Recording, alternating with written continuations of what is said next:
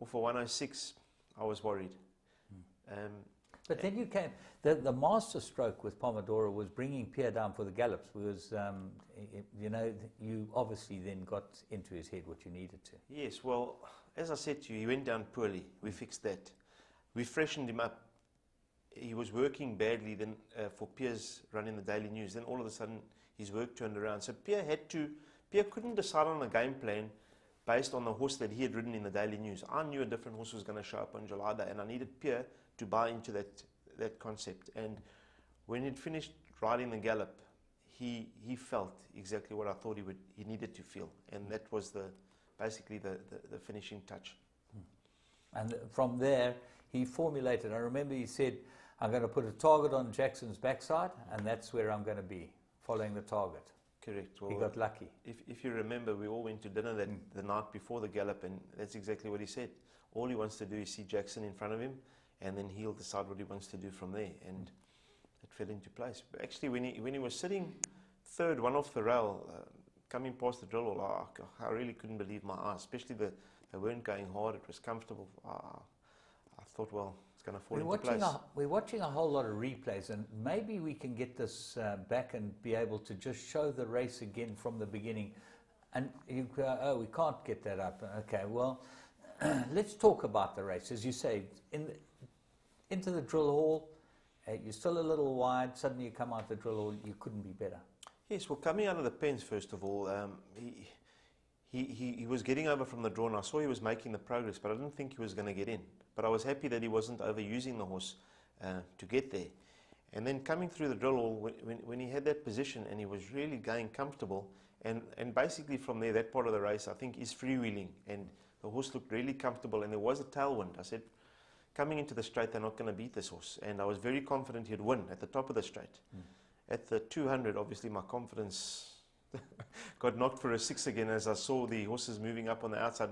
Actually went past him, Chesalon and Spongy. And the master of that pair is, he left the bit for the last, basically, 100 meters. And he came back at them to win the July. It's not that he just held on. He came back to win it. Well, if you just saw that clip, if you go back 10 strides, he was definitely behind Spongy Mungy, and it looked like he's behind him here, and he gets up to beat him.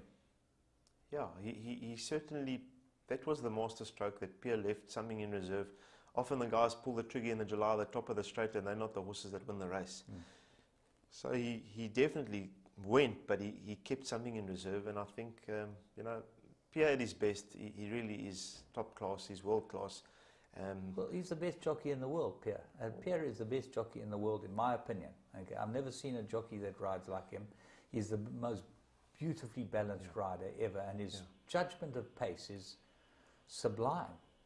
Listen, I talk about jockeys a lot to Anton Marcus, and Anton agrees with me that Pierre's definitely got the X factor.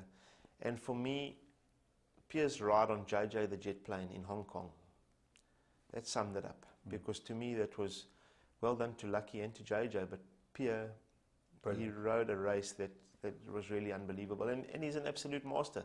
And when Pierre was confident going into the race, and that was the thing that I liked so much, because normally you have to talk him into something.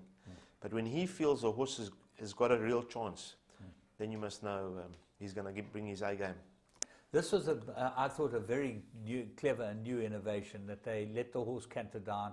He's nice and warm still, let him canter down with the sash on all the way down the track, and then come back, and then he can go and, you know, go and do all the things. But to saddle a horse again after I agree. It was a little bit rushed. I mean, I was still trying to I missed all of it. Because I wasn't anywhere near getting on the course. But it gives you a chance to get there as well, anyway. Well, I mean, it was so rushed for me. I missed all of it happening, which is sort of sad, because, I mean, you know, you don't know how many you're going to win. At least I've won a July, and I missed. But for the horse, that's the right thing to do. And I'm glad to see that they did that, because obviously to resaddle the horse after he's pumped up and is a bit messy. Cool down on that, yeah. Sean, let's go from here.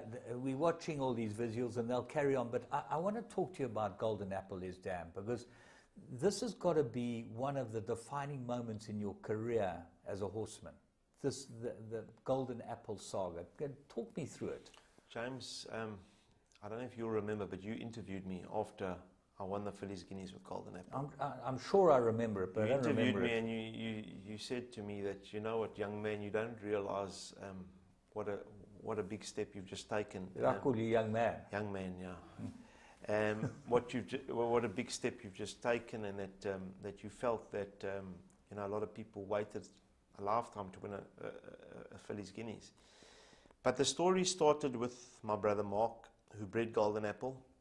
He had her on the yearling sales, and Mark is probably famous for keeping the bad ones and selling the nice ones, not for any other reason than sometimes he thinks they're worth more than they are. But Golden Apple, he had a reserve on, and I said, Mark, sell this horse. If you get 65, sell her. She's small.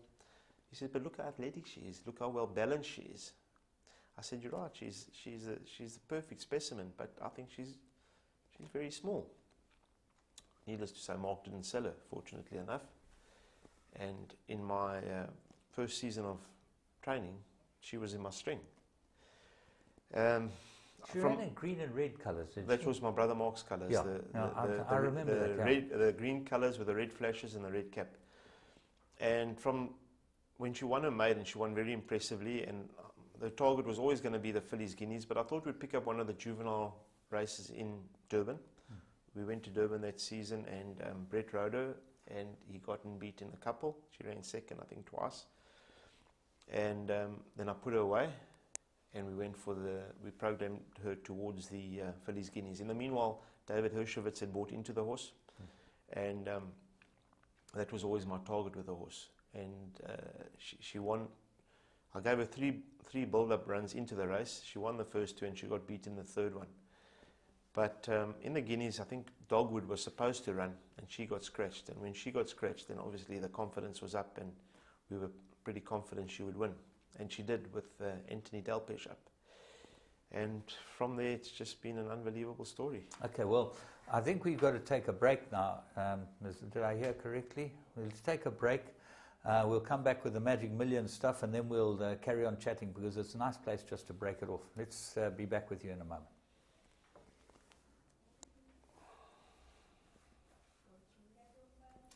Okay, we've got the Magic Millions horses that have done well. You're amazing. Well, this won the Scottsville Maiden Juvenile Plate.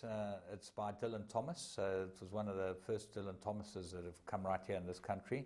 The Largo Deluxe, well, you know what he's done. He's ran second in the Mercury Sprint. Wild Honey won at Clearwood, and Main Dane, he won in Joburg.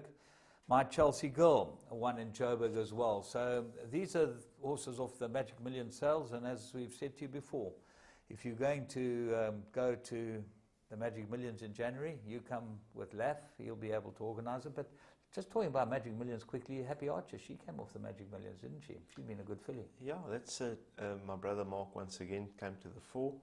Another small filly, but very well balanced, and you know, he got her really cheaply. I'm not too sure exactly what he paid. 28,000. But once it was landed, obviously it was, you know, but he bought at the bottom end of the market, and he came up with a filly like that after having really not bought a lot of horses from Australia. He's done phenomenally well. Mark's an amazing man, and we can just spend a moment or two talking about him, because he is absolutely fanatical about breeding. He loves breeding more than Tessio loves breeding. He lives and dies by it, doesn't he? And he really enjoys what he does. Yes, he's very passionate about what he does, and he spends day and night on that computer looking at bloodlines and nicks and whatnot. Listen, I think he's very, very underrated in his profession. He's done extremely well as an agent, and in terms of pedigrees and picking nicks and finding certain families that are right for other families, I really think he's probably the best around.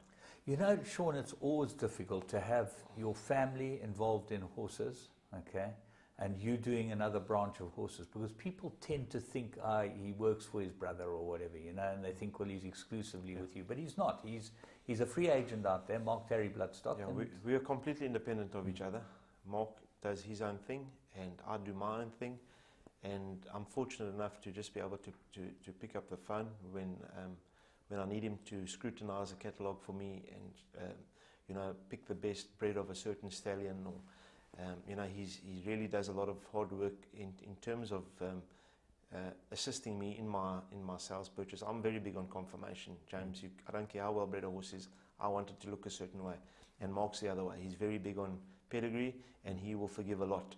And I think when we get together and we couple the two elements, we complement each other quite nicely.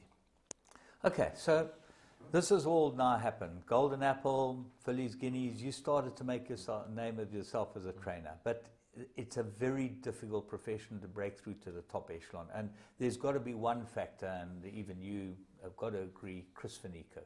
When Chris van Niekerk walked into your yard, it made it a viable proposition. Correct. Listen, he changed it for me completely. But not only that, he's such a good example, James, on the way you should run your life. That I try and base my dealings on the example he sets for me. And you know, it's a tough act to follow. But I mean, he is a true gentleman. He's a true sport. I remember when he started with me, and he had a couple of horses, and before the first of the month, I saw the money in the account. I thought it was an error. I'd never seen this in my life. First of the month, boom, money's in the account. I said, gee whiz, he's got to slip up somewhere. I think we're 10 years down the line. I'm still waiting for him to slip up. He isn't. Yeah. But David Hershowitz basically had enough of racing and breeding, and we had just lost the Western Winter out of Golden Apple, him and I. And I said to Chris, you know, I don't encourage you to breed, but this is a mare that you'd want to get involved in. He didn't second guess me. He said, Sean, if that's what you're advising me to do, I'll do it. Just tell me where to transfer the money. And at the time, Golden Apple was with Marion Thompson. All Golden Apple's foals have been raised there, including Pomodoro. Yeah. And Alistair obviously came off Ambiance too. Yeah. So Marion has done a fantastic job, but at the time she wasn't getting in foal, and they had to remove an ovary or something. So there was a procedure involved, and we couldn't plan a mating, and we all decided, let's take a chance with Cecil. And that produced Golden Chariot, who dead heated in last year's 1900. Yeah. And that's where it all started with her. He won 8, a group winner. We've had Quest for Gold, which I think she won 6 or 7, a group winner. Stayed well. That's where that filly gave me the confidence that we never had to worry about Pomodoro staying, because I knew they could stay well.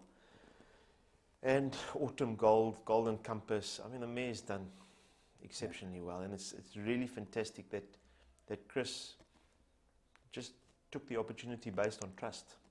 But Sean, that was maybe in the early days. What really impresses me with the man is that he is so staunch.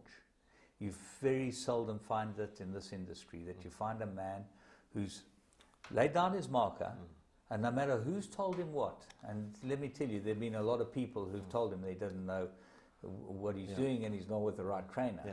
He's stuck with you, and he's got the reward, and he deserves it. Well, you know, James, when you start throwing cash around, everybody notices the cash very quickly. And then the experts start coming out the woodwork thick and fast, and the advice starts flowing. And the one consistent bit of advice he got was that he's with the wrong trainer if he wants to achieve what he wants to achieve in racing, and he never wavered. He said, listen, I mean, people also told me, you're putting all your eggs in one basket. When he moves, you're going to be in trouble. I said, well, listen, the boxes are empty at the moment. I've got nothing to lose. That's absolutely right, isn't it? I said, I've got nothing to lose, and if ever I've met a person that I'd like to put my life in his hands, it's Chris van Niekerk. Yeah.